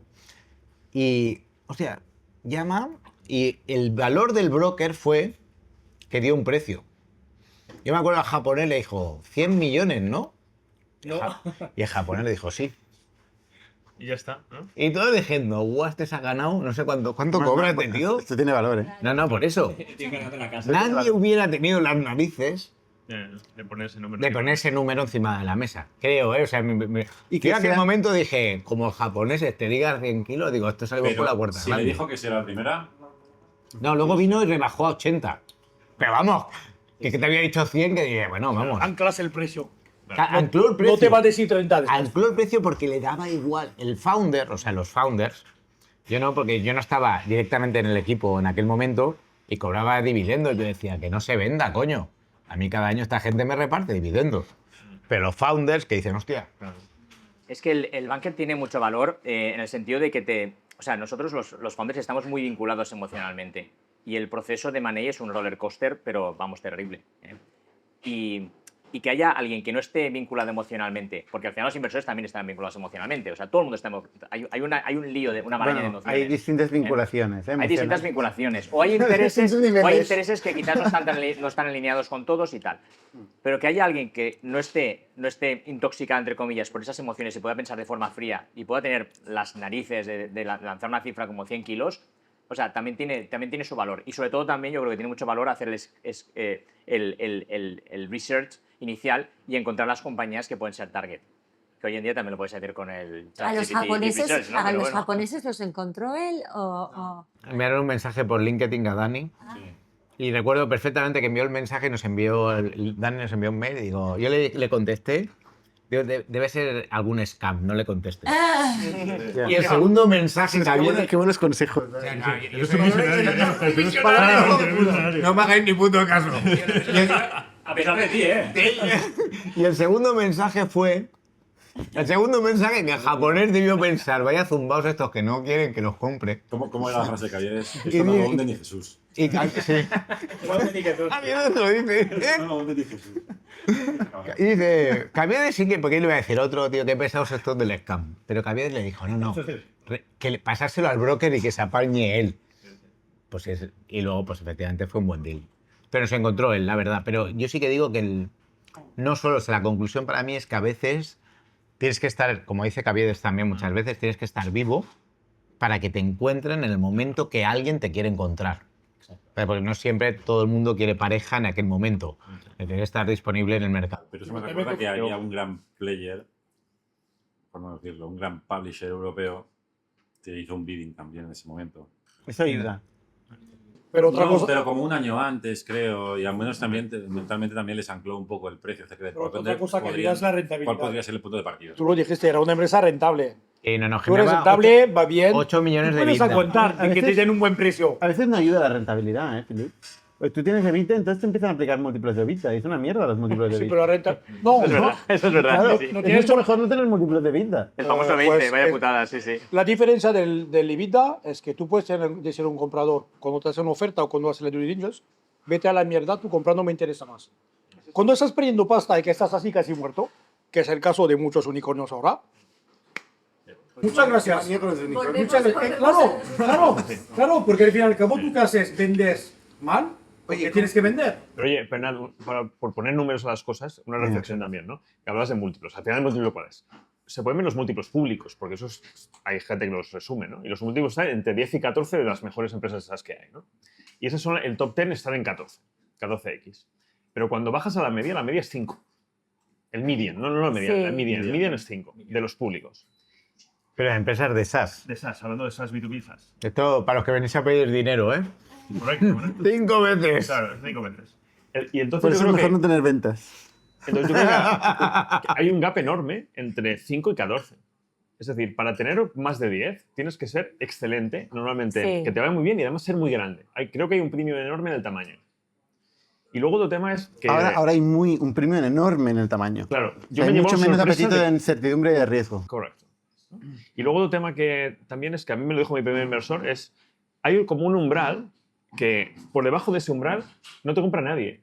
O sea, no hay operaciones a 2X, porque nadie quiere esa mierda, entre comillas, ¿sabes? Entonces tú, cuando pasas a ser interesante, pasas a ser interesante para un montón de gente y por debajo para nadie. No es lineal que haya un múltiplo que evoluciona contigo.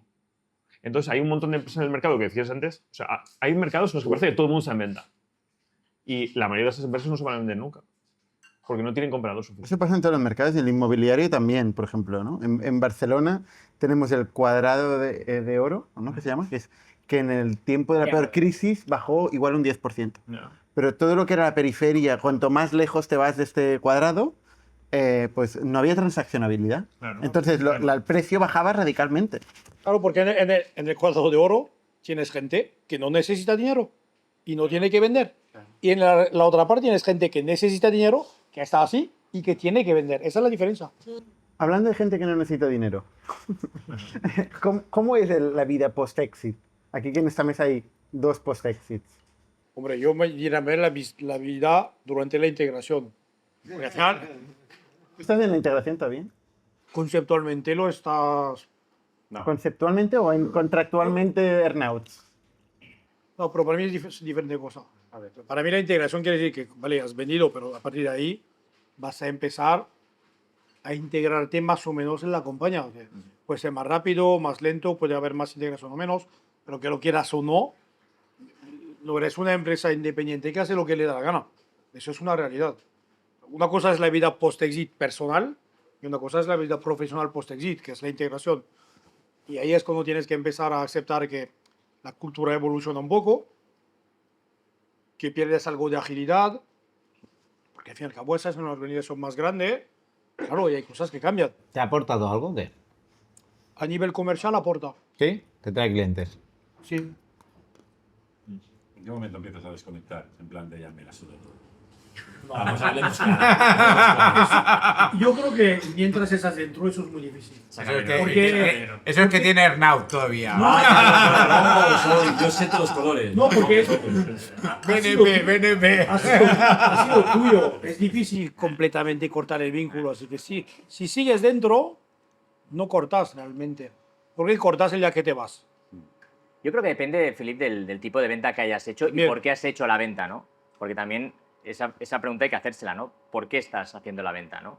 En nuestro caso ha sido algo como muy orgánico, ¿no? Nosotros empezamos a hablar con Sage hace 2 años porque vimos esa complementariedad, porque además nos lo encontramos en nuestros clientes. Nuestros clientes tenían Sage, necesitaban Force Manager, teníamos que integrarlo y veíamos claramente, oye, pues que eso aportaba mucho valor cuando estaba integrado. Y a partir de ahí fue como algo a fuego lento, ¿no? Y al final nosotros, bueno, yo personalmente siempre he tenido la frustración de, habiendo construido un producto, ostras, está mal que lo diga yo, pero un producto que está de puta madre, ostras, tenía la frustración de que no llegase a más clientes, ¿no? No sé, los que somos builders, los que nos gusta construir producto, o sea, no hay mayor satisfacción que ver a gente utilizando tu producto y que le va bien, o sea, a mí eso me vale más que el dinero, o sea, me llena, ¿vale? Entonces, claro, cuando vi la posibilidad de poder entrar a una compañía en la cual pueda implementar mi producto en millones de clientes a nivel global, digo, esto es lo que yo quiero, independientemente de otros factores. Temas que cambian... Que son un buen precio. Bueno, y evidentemente que haya un buen precio y tal, pero realmente la parte importante es tu equipo, o sea, porque al final todos los que estamos aquí tenemos compañías y nuestro equipo es como una familia. O sea, han estado con nosotros en lo bueno, en lo malo. Oye, y yo en todas las negociaciones y en todos los puntos de situación con los inversores y luego con compradores siempre he tenido el equipo por delante, ¿no? Porque al final, oye, es de bien nacido ser agradecido con la gente que te ha ayudado y que te ha llevado a donde estás, ¿no? Yo creo que eso es un punto muy importante. Y luego al final, que cuando... Y esto ya es una percepción y un cambio de percepción personal, ¿no? O sea, desde mi punto de vista, en mi día a día tampoco he cambiado tanto. O sea, yo básicamente trabajo las mismas horas, igual te diría que hasta más ahora, porque aparte del trabajo que ya tenía, pues ya tenemos todos los temas de integración y que al final hay que comunicar la compañía y tal, pero, coño, pues con bastante ilusión por hacer que esto llegue a mucha gente, ¿no? Y lo que cambia mucho es esa sensación que tenéis seguramente vosotros y que yo siempre he tenido, ese punto de amargura, de por la mañana cuando te levantas, de ese puntito de sufrimiento, ¿no? De ostras, ¿sabes? A ver qué va a pasar. O sea, Sí, ya no lo tienes. Tienes preocupación, pero ya no tienes sufrimiento. ¿Sabes? Es que la preocupación no te la quitas, porque somos tíos súper responsables y somos tíos, ostras, pues que, o sea, lo que hacemos lo queremos hacer bien, sea donde sea y como sea. Pero el punto de sufrimiento... El sufrimiento de que esto podría ser... te lo quitas. ¿Te refieres a la sensación de que podría ser cero? Exacto. Que sea la mierda. Claro, claro. Claro, es que esto es difícil de transmitir. Tú me entiendes, ¿verdad, Juanjo? Claro, claro. Bueno, el threshold que comentabas, el que tu compañía se quede en la parte de abajo, de que no le interese a nadie o... Bueno, esa es la preocupación del fundador de Google, cada mañana, si iba a ir o no al talego. Pues ese es otro nivel, ¿eh? Oye, ¿qué porcentaje sería para earnout? O sea, para porcentaje de más o menos del precio de venta va para los earnout a futuro. Bueno, depende de la transacción y depende de... Un número. No sé, Venga, vamos. A ver, Philip nos lo va a decir. Venga, Philip, 20-30. 20-30. Yo creo que tienes que... El earnout, para que no sepa, es el precio, ¿no? Es lo que se paga te éxito compran tus a futuro. acciones Y al después equipo. sí, porque te compran tus acciones por un precio y después te dan una especie de bonus por el performance en los 1, 2, 3 años después de la venta. Yo creo que tienes que estar suficiente contento con lo que te compran las acciones. Exacto. Aunque no hubiera earnout, tienes que seguir razonablemente contento y el earnout tiene que ser un upside. Si no estás contento con la venta de las acciones y que realmente dependes mucho del earnout, es peligroso porque después hay cosas que no controlas y que nadie controla. Así que al final yo creo que te mantienes bajo mucha presión si realmente dependes mucho del earnout. Pero hay casos que si al final vendes, entre comillas, en una situación que estás bajo presión porque te falta cash, porque la empresa no sobreviviría sin venderse, lo que sea, en muchos casos acabas con un earnout grande porque el comprador lo que quiere es que estés super committed para los años que siguen. Pero esto, Felipe, el otro día lo hablaba con un emprendedor. Esto es como las valoraciones. Lo importante no es la valoración ni la cantidad del earnout. Lo importante son las condiciones. Es lo que te pagan en cash, lo importante. Claro, lo primero lo que te pagan en casa al principio y luego lo segundo, cómo difícil es llegar a ese earnout y qué probabilidades tienes de llegar ahí y cómo tú controlas esa situación. A ver, yo Porque aconsejo... tener un earnout loquísimo con un... Yo ¿sabes? siempre aconsejo tener un floor del earnout, ¿eh? Que Oye, te pagan una cantidad pase lo que pase. Por permanencia. Oye, una cosa, perdón, Sí. Nat, es que ahora que comentamos el tema este de los earnouts vinculados a resultados, déjame salirme un minuto. ¿Estáis viendo a nivel de inversión valoraciones seed, pre-seed vinculadas a resultados? No sé de qué hablas. Es que me acaba de llegar un caso de una startup a la que le están condicionando la valoración en función de los resultados que consiga en forma de Esto préstamo antes era participativo. así. Ah, mira, a mí me pasó esto. Nosotros lo teníamos en Force Manager.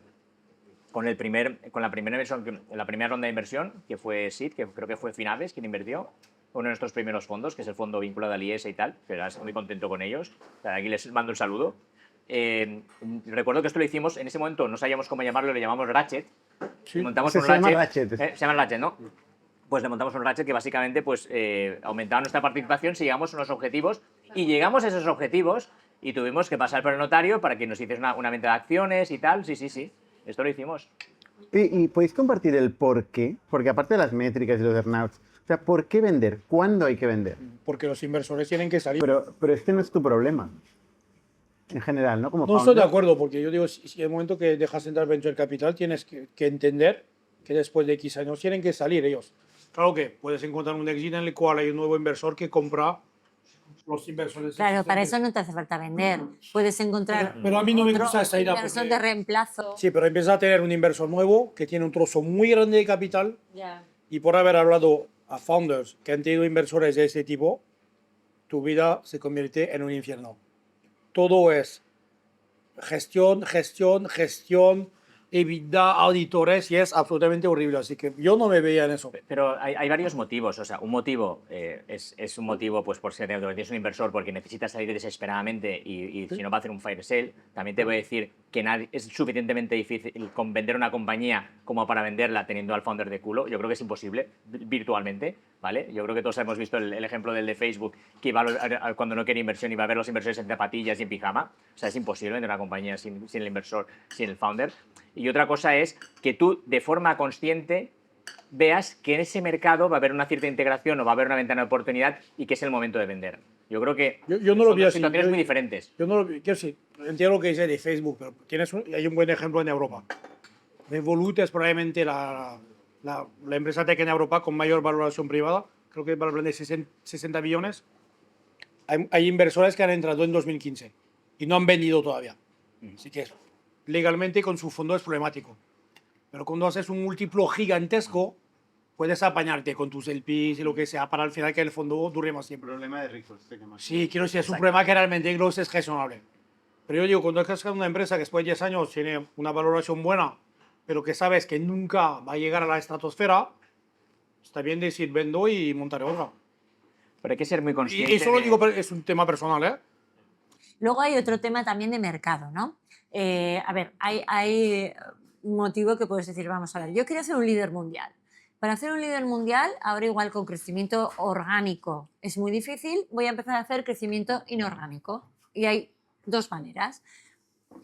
Una es, puedes vender a un estratégico de manera que te integras en un líder de la categoría, o la otra es, no tiene por qué ser una venta a un estratégico, puede ser una venta a un private equity que crea en esa categoría, que quiera construir en esa categoría y que utilice tu empresa como plataforma para consolidación. Yo lo veo como Entonces, un consenso. Bueno, Es decir, pero- tener que hacer M&A no es lo que me gusta hacer como emprendedor. Vale. Para mí hacer M&A es un negocio diferente. Philip, pero como lo veas tú no importa. No, pero me pregunto. Yo te digo mi opinión. No me gusta hacer eso, pero entiendo que hay gente que lo hace, no pasa Nos ha nada. preguntado Bernat, motivos para vender, y estamos exponiendo. Claro, cada uno tiene lo Este suyo. a Philip no le gusta, perfecto, pero es un motivo para vender. No, totalmente. Hay oportunidades en el mercado y hay momentos en los cuales pues, puede dar una consolidación, o hay momentos que quizás que estratégicamente ves que nuevas tecnologías son muy disruptivas y pueden hacer que entren nuevos players con equipos muy, muy pequeños, con unas velocidades altísimas, con code O sea, bases muy cuando pequeños. no ves claro el futuro y ves Claro. amenazas importantes, ¿no? Esas amenazas importantes en ese momento. Yo creo que hay dos temas. Ese es reducir el riesgo, que es cuando ves amenazas o cuando te has cansado. Yo creo que la mayoría de las ventas es cuando el equipo fundador simplemente lleva mucho tiempo en esto y está muy cansado, ¿no? Que es como protegerte del downside. Y luego el otro es maximizar el upside. Es solo tardo mucho. Y hay una mezcla de todo eso. Claro, en realidad. y entonces hay un Es equilibrio. un poco de todo. Porque el gran tema es que al final, a determinado tamaño, crecer al 30 o 40% cuando tú facturas decenas de millones es muy, muy difícil. Y Claro. lo puedes hacer tú solo. Bueno, pues a lo mejor no. A lo mejor el sumarte a un grupo o el coger algo que te da un impulso extra es lo que te permite maximizar la parte de arriba. Por eso el M&A, mucho M&A es simplemente porque las empresas no llegan a crecer. Nosotros, por ejemplo, en nuestro sector hicimos un poco el ejercicio. Es imposible llegar a 100 millones sin hacer M&A. A 10 millones, a puro músculo tuyo no llega nadie. Y luego, En a ver, ARR. En ARR. hay una cosa importante que has dicho tú de pasada y es porque tienes VCs. O sea, el por qué se vende una empresa depende también del modelo de la empresa. Si es una empresa fondeada por VCs, eso es un modelo. Ya estás metido en un modelo, en unas reglas del juego que es como jugar al parchís, al mus o a lo que quieras. Bueno, depende. y lo depende, normal... depende también del leverage que tengas con el VC, con el contrato que Ya, tengas. pero al final un VC puede estar 5, puede estar 7, puede Pero es estar lo que tú 10. decías antes, el VC puede salir a otro VC o a un private. O sea, Sí. puede cambiar su posición y no por eso tiene que afectar al founder. Sí, pero lo normal es que una empresa que está backupeada, ¿no?, por distintos VCs y que ha seguido, digamos, todo el roadmap de financiación, acabe en una venta. Eso es lo habitual. Y luego hay casos ¿Qué le pasaba a distintos. Troy que podía elegir? ¿Por qué? Porque no tenía VCs. Claro, una compañía bootstrapped es otro Pero rollo. hay un tema que no has comentado, ¿no? Pero que, por ejemplo, hablando con Marek, él explica habitualmente, ¿no? Dice, oye, hubo un momento, que había un baile, y te puedes quedar sin pareja. Porque a lo mejor tú dices, yo ahora no bailo. ¿Vale? Que fue en el momento de cuando se consolidaba la industria del travel. Volvemos a la discoteca. La discoteca. El símil de la discoteca funciona siempre, ¿no? Pero no es verdad. Tú imagínate, tío, que... Y se pasa, y todo el mundo ha quedado emparejado, se ha pasado el momento... Entonces, tú decías, lo de las industrias es importante, y ya no hay baile. Nadie compara nunca. Ya no va a comprar nadie más. Ahí con el cubate en la barra ahí, ¿sabes? Es una sensación muy chunga, no para nada, ¿no? Cuéntanos más, Oscar, cuéntanos más. Voy a Vindas, ¿no? Se merezca algo mejor. Oye, quiero tocar un último tema antes de acabar esta tertulia, que es el tema de AI. ¿Vale? Y hasta qué punto cada uno de vosotros está revolucionando, cambiando vuestra empresa, levantándoos cada día, tenemos que rehacerlo todo en AI.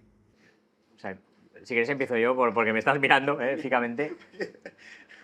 Yo estoy absolutamente convencido de que el mundo ha cambiado de forma radical y hay gente que no se ha dado cuenta.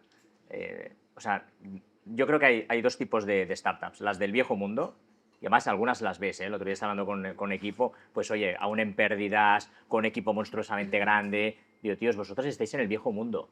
Y luego las nuevas compañías, que son compañías que son equipos mucho más pequeños, senior, apalancados a saco en AI, que ya desarrollan con AI todo prácticamente. O sea, son expertos, es decir, no son la falacia esa que comentábamos antes de que un tío que no sabe programar con AI te va a programar. No, eso no va a pasar, hay que saber, pero la velocidad que coges es increíble. Y yo creo que es una gran revolución para las compañías y hay que aprovecharla.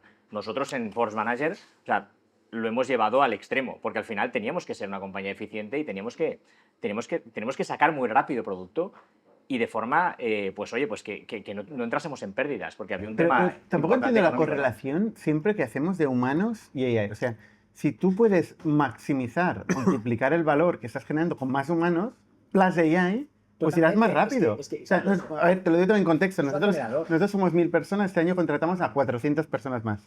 ¿Vale? Joder, Te os doy contexto. Y, joder, estamos haciendo AI en todo lo que podemos, ¿eh? O sea, cualquier persona que trae una nueva idea de vamos a rehacer toda esta parte del producto en AI, lo hacemos. Pero lo hacemos y además lo multiplicamos. Porque esas Porque estamos en un 400 mercado van a venir como donde 800. tenemos competencia también. Totalmente. Y queremos ir todo lo rápido que podamos. Claro, tu argumento es que no hace falta menos personas, es que puedes hacer mucho más con las mismas personas que tienes. Claro, O productividad. mucho más con más Con más- personas y más AI. Totalmente, es un factor multiplicador de la productividad de los equipos. El primer ejemplo es, lógicamente, desarrollo, porque es donde es como más evidente que sucede, y esto está sucediendo en todas las compañías, y hay que abrazarlo, y esto a veces pasa, hay que hablar con los equipos porque es un cambio cultural en los equipos de ingeniería. Hay equipos de ingeniería pues que no lo están implementando y les está costando mucho, porque bueno, están acostumbrados a hacer las cosas como siempre, los ingenieros por definición pues nos cuesta el cambio, es verdad, yo soy ingeniero y lo reconozco, es algo intrínseco del ingeniero ingeniero, ¿no? Sin Y hay embargo, que empujar eres todo el primero que te has metido a programar en Bueno, porque en al final cursos. tienes que predicar con el ejemplo, ¿no? De alguna forma, predicar con el ejemplo. Yo básicamente me puse a desarrollar, yo hacía muchos años que desarrollaba, yo empecé mi carrera profesional desarrollando y tuve una empresa de desarrollo de software cuando tenía 25 años, o sea, yo tuve mi etapa de emprendeduría en ese momento, ¿no? Y hace muchos años que no programaba. Y hace un año me volví a programar fines de semana, un poco con la intención de ayudar a mis hijos también para que aprendan a programar, era un poco también la idea, ¿no? Ostras, y bueno, o sea, cojo una velocidad, el fin de semana me pongo los cascos y bueno, me lo paso, pero disfruto como un enano, tío. Mi mujer está en plan, pero tío, ¿qué estás haciendo con tu vida, no? ¿Sabes? Ahí, pero yo disfruto muchísimo. O sea, te da superpoderes, ganas una velocidad increíble. Bueno, yo he vuelto a disfrutar programando después de muchos años. Pero sé programar. ¿Quién más ha implantado AI? Laura. Bueno, nosotros, a ver, vamos a ver. Primero, hay la AI de antes, de siempre, que nosotros somos nativos en AI de Machine Learning, Image Recognition, Computer Vision, que para nuestro sector es la fundamental. O sea, a mí la generativa me aporta, pero todo lo que tenemos desarrollado en Computer Vision es lo que realmente nos hace diferenciales. Y entonces, claro, cuando ya eres así, o sea, lo que hemos hecho es con la generativa, meter la generativa, voy a hablar de, aparte de los equipos de desarrollo, en los procesos, en todos los procesos para ir más rápido. Lo que a nosotros nos ha hecho es donde antes un proceso podía durar 24 horas por validaciones, ahora son minutos. Entonces, nosotros sí, estamos desarrollando con generativa distintos pasos de nuestros procesos que nos están ayudando a ser Por mejores. ejemplo, uno que sea... Pues vamos a ver. Por ejemplo, validaciones. Mira, nosotros, o sea, por hacerlo fácil, o sea, lo que hacemos es bastante complejo, pero por hacerlo fácil es detectar, validar y eliminar. Entonces, claro, nosotros no eliminamos, nosotros mandamos a que eliminen. Entonces, si te equivocas, tienes un lío, porque si has tirado algo de un tío que es legal, pues te va a demandar y tienes un problema. Entonces tenemos que estar muy, muy, muy, muy seguros que lo que mandamos es todo real y que no hay falsos positivos. Con lo cual la validación es muy importante. Entonces nosotros en todo lo que es validaciones teníamos un 90% automatizado, un 10% humano. Claro, cuando piensas que procesamos 270 billones de links al mes, ese 10% es interesante. Bueno, pues ahí en validación, entrenas a los modelos y la máquina es capaz de validarte cosas que antes no podías validar. Que necesitabas intervención humana para Que hacerlo, necesitabas ¿no? intervención humana. Sí, ese es un ejemplo clarísimo de productividad. Más aplicaciones. Nosotros, por ejemplo, estamos un poco en la misma idea, que la mayor parte es Machine Learning del clásico, digamos, que la gracia es que tú tienes un tipo de dataset que es único por la razón que sea y eres capaz de crear algoritmos encima de eso que crean valor. La generativa aporta una serie de cosas en programación, por ejemplo, en creación de contenido es muy relevante también, aparte de programación, ¿no? Todos los equipos de soporte y creación de marketing es un game changer completamente, porque lo puedes hacer mucho mejor y más rápido con mucha menos gente. Y luego la otra habilidad es si creas productos de consumo final que están basados en AI. Nosotros, en el mundo hotelero, hemos lanzado un producto que es un asistente, es como un recepcionista virtual. Tú llamas por teléfono al hotel y en lugar de responder una persona, te responde un AI, un agente. Y te responde con el mismo nivel de calidad que daría una persona. De hecho, tienes que decir que eres un agente. Nosotros cuando... Legalmente en Europa. La voz lo primero que te dice es, hola, soy un AI. Ah, sí, Sí. qué bueno. A propósito, Es una putada. Bueno, yo creo que fíjate Cambio de comportamiento. Sí, pero fíjate, un tema muy interesante que hemos visto es que tú a un AI le dices cosas que no te deberías decirle a un humano, porque no te da vergüenza. Cosas ¿de qué tipo? Normales, que a lo mejor una cosa que te daría vergüenza porque a lo mejor soy demasiado picky o demasiado con esto, se la dices tranquilamente porque no te está juzgando. Es un comportamiento peculiar. Bueno, pero dicho eso, luego tú cuando lo escuches de la grabación. Por eso también, ¿no? En el mundo de los hoteles puede ser muy interesante lo que tengan que decirle a una máquina. Correcto, muy correcto. En el mundo de los hoteles pasa muchas cosas. ¿Puedes compartir alguna cosa random? Bueno, queremos algo un poco spicy, un poco spicy. No, spicy no mucho, pero mira, sí que os puedo decir un poco el feedback de nuestro cliente hotelero, que son los gestores de las marcas hoteleras. Les preocupa muchísimo la calidad de la interacción, porque en un hotel vas a vivir una experiencia. Y si la experiencia no es buena, da igual el resto. No es un tema de ahorrarse costes, es un tema de que la experiencia sea buena de verdad. Entonces, lo que más nos han pedido es que la calidad de la voz sea la mejor posible, más que el contenido de la respuesta. Y un tema que nos pasa al trabajar en todo el mundo es que son muy específicos con el acento. Si yo estoy en Escocia, quiero un acento escocés. Ese es Claro. más que responda bien a la pregunta, ¿sabes? Es un tema casi intuitivo es que no es como yo. Pero yo últimamente lo que estoy contando es que el producto, que por cierto internamente y externamente le llamamos Kit, ¿no? Nuestro asistente virtual se llama Kit. A lo mejor a alguien le suena algo del pasado, ¿no? Sí, Exacto. Algo que es con un coche con una cosa que se mueve. Un asistente virtual no es una versión de bajo coste de un humano, es mejor que un humano. A lo mejor no hoy, pero en muy breve lo va a ser, y mi hipótesis es que en 2-3 años no vamos a llamar nunca por teléfono en ningún sitio y te lo va a coger una persona. Y yo que no soy muy experto, tengo una pregunta. ¿Es mejor que un humano de bajo coste? No, es mejor que un humano de alto coste. No necesariamente siempre hoy, pero es muy breve para muchos casos de uso. Costes. Claro, te digo un poco por qué. Más entendido, ¿no? Pero más Claro, entendido, claro. No, hay humanos infinitamente mejores hoy que lo harán, pero son un 10% solo. El 90% de los humanos van a ser peores y un poco ¿sabes el concepto de ventaja, fair advantage, ¿no? ¿Por qué tiene un agente virtual bien hecho? Que nunca se cansa, que siempre es amable y que nunca se le olvida nada. Eso nunca es de está base. enfermo. No toma cerveza. Aparte que nunca está enfermo, ¿no? Y trabaja 24 horas al Pero día. claro, ese es otro, ¿no? Pero el trabajar más tiempo, pero es que cada respuesta es buena. Y es muy difícil que un humano, por muy motivado que esté, sea súper amable todas las veces que habla cada 5 minutos con alguien. Pero no sabe personalizar, ¿no? Bueno, aparte, el elemento de después viene en que habla cualquier idioma, por ejemplo, el nuestro.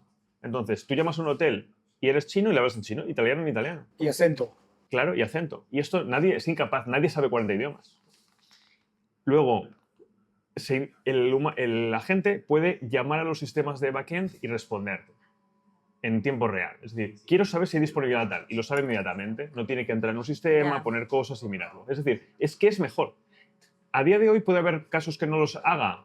Sí, hay claramente casos que no los puede hacer. ¿Que tienen que ver normalmente? No, y estos casos pueden ser terribles, pues voy a decir cualquier tontería. Mira, nosotros testamos una cosa, lo digo así un poco en petit comité, ya que nadie los oye, pero en el stress test hicimos Pero no meterme en un jaleo, ¿no? Pero ¿qué pasa si alguien llama y digo, me quiero suicidar en el hotel? Quiero solo una habitación para suicidarme dentro. Tenemos una habitación para usted. A ver qué pasaba. La prima. Joder. La más cara. Hay un sobrecoste Tiene que pagar por adelantado, ¿no? Charles. Claro. Para ver qué pasaba. Ostras, pues respondió bastante bien. ¿Sabes qué lo que hizo? ¿Qué es lo que hay que responder? Aparte de responder, como calmar a la persona, tal, le dio, sin que nosotros le hubiéramos dado la instrucción, un teléfono para llamar de su sideline. Bueno. Lo cual es brutal. Esto es lo bueno de trabajar con modelos existentes. Que ya tiene esos wireframes. Claro.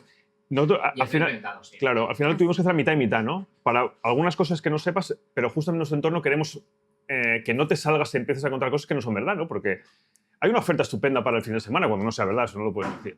Oye, ¿queréis que os cuente algo spicy de Venga, va, cuenta. Vamos a ver. Nosotros en el año 2017, cuando no había sucedido todo lo que sucedió con ChatGPT, los LLMs y tal, intentamos montar nuestro propio LLM. Fuimos así de burros, ¿no? Y lo intentamos, ¿no? Sí, montamos ahí máquinas con GPUs y tal, que han acabado, pues no sé dónde han acabado, ¿no? Acumulando polvo y tal, ¿no? Y bueno, pues intentamos montar nuestro modelo. Y bueno, pues básicamente nuestra visión era construir un asistente conversacional para los equipos de ventas. Es decir, que el vendedor pueda hablar con el asistente, preparar la visita de camino al cliente. Era un poquito el caso de uso que nos habíamos imaginado, ¿no? Que seguimos en ello, pero en ese momento era un poco el tema, ¿no? Y bueno, pues le vendimos el hype a los inversores, nos lo querimos nosotros, montamos un user interface de puta madre, súper chulo, muy moderno, pero bueno, eso le faltaba cierta inteligencia, ¿no? Y bueno, estábamos como locos ahí intentando entender cómo, o sea, intentando parchearlo para que eso funcionase bien y contestase bien, ¿no? Porque al final estos sistemas, si el 90% de las veces contestan bien, empiezan a traccionar, pero como bajes del 90, de ese umbral del 90, entonces caes realmente en picado, ¿no? Es decir, los usuarios acaba siendo como el Siri con lo de los espaguetis, ¿no? Que solo sirve para el término de los espaguetis, ¿no? Entonces, bueno, estábamos ahí intentando que eso traccionase, se lo pusimos a un equipo comercial, a varios equipos comerciales de nuestros clientes, que eran todos vendedores de calle, tal, ¿no? Y bueno, pues teníamos un lingüista ahí en la oficina que estábamos mirando a ver qué es lo que le preguntaban, qué es lo que le decían, para ir mejorando el modelo y lo íbamos entrenando y tal. Y bueno, claro, me llaman y me dice, Oscar, tío, dice, aquí hay un vendedor que le está diciendo unas barbaridades, ¿sabes? Dice, y no solo son varios, ¿no? Claro, el asistente se llamaba Dana, ¿no? Y claro, había algún bruto de estos que les decía unas cosas. Dana, ¿no? ¿eh? Y era con una voz muy femenina y tal, porque la verdad es que está... Y bueno, pues había alguno ahí que estaba ahí y tal. Y, no sé si le voy a contar esto, Claro. y total, dice, bueno, ¿qué hacemos? Cuando conteste esto, tenemos que poner algún guardrail, como decías, ¿no? Y hacemos que el modelo diga, que decimos que diga, ¿no? En estos casos, ¿no? Porque no sabíamos qué decirle, ¿no? Dice, no, vamos a decir que diga que no puede hablar de ese tipo de comas y tal. Y digo, no, vamos a hacer una cosa. Si el tío ha llegado a objetivos, le dices que no puede hablar de ese tipo de cosas. Pero si no ha llegado a objetivos, le dices que esto es solamente para los vendedores que lleguen a objetivos, ¿eh? Está muy bien. Eso es todo bien, ¿eh? Pero, o sea, que te encuentras eso, ¿no? Que cuando el usuario interactúa con la AI, es un comportamiento muy diferente al que va a tener cuando interactúa con un humano, evidentemente, porque sabe que es una máquina, ¿no? Y puede decir todas las barbaridades que quiera, ¿no? Un tema muy interesante que hemos visto también es esta necesidad humana que tenemos de personificar a las máquinas, de darle personalidad humana. La mayoría de nuestros clientes le han puesto un nombre a la interfaz cuando no hacía falta ponérselo. De hecho, un día fue muy bueno porque nos llega un email de un cliente que dice Theo is down. Theo, no, Theo está caído. Entonces, ¿quién es Theo? O sea, todo como preguntando. Y le había puesto ese nombre al producto. Él. Y entonces no le funcionaba, durante 10 minutos no le funcionaba. O sea, no queremos hablar con máquinas, queremos que dar la sensación de que hay algo detrás. Bueno, ya sabéis todos en la película esta que existe de un señor que se enamora de... Sí, el Her. Exactamente. Sí. Bueno, y hay un caso real de un japonés que se ha casado con una... Tío inteligente. Con una... Siempre es un japonés, no sé por qué. Siempre es un japonés. Esto si lo miráis, ahí está, y lo mejor es que le han dejado casarse. Oye, ¿habéis visto o habéis escuchado Sésame? No la competición de factorial. La AI que ha salido conversacional. Es acojonante, ¿eh? O sea, que le pone una emoción, brutal, ¿eh? Sí. Totalmente.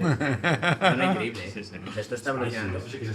Es spicy total y una latencia bajísima. O sea, que realmente te puedes imaginar confundiéndote con una conversación con una persona. O sea, ¿creéis que sí habrá conversaciones? O sea, no, es que las hay. No, las hay.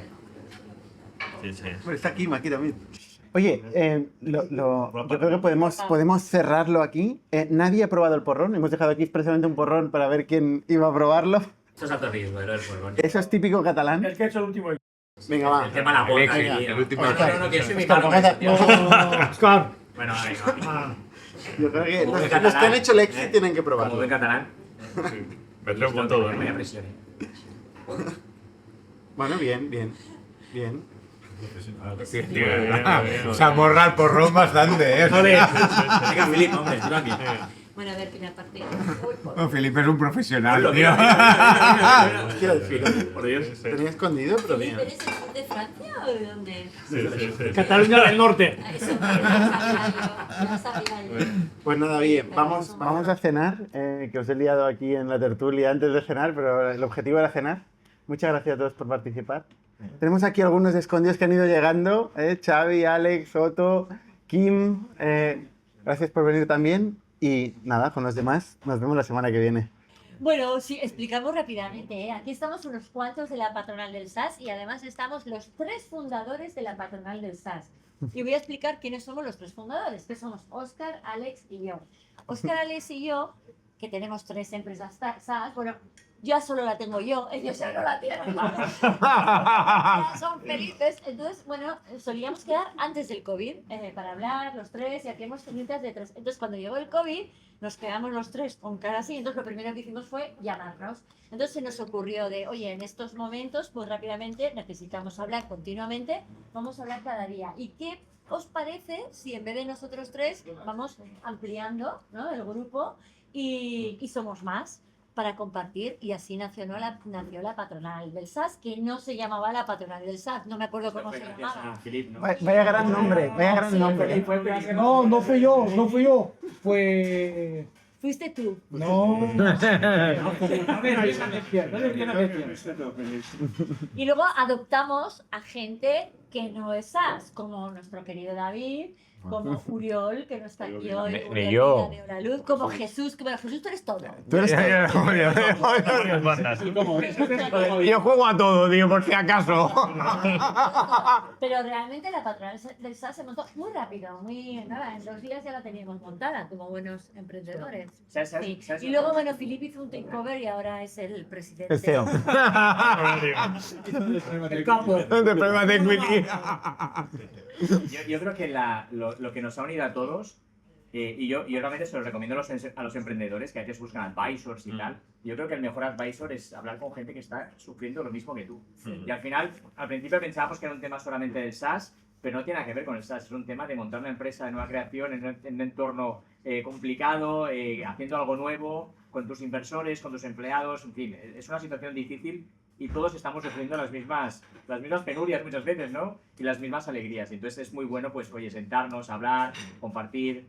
Yo creo que ahí es donde está la potencia de esa comunicación, ¿no?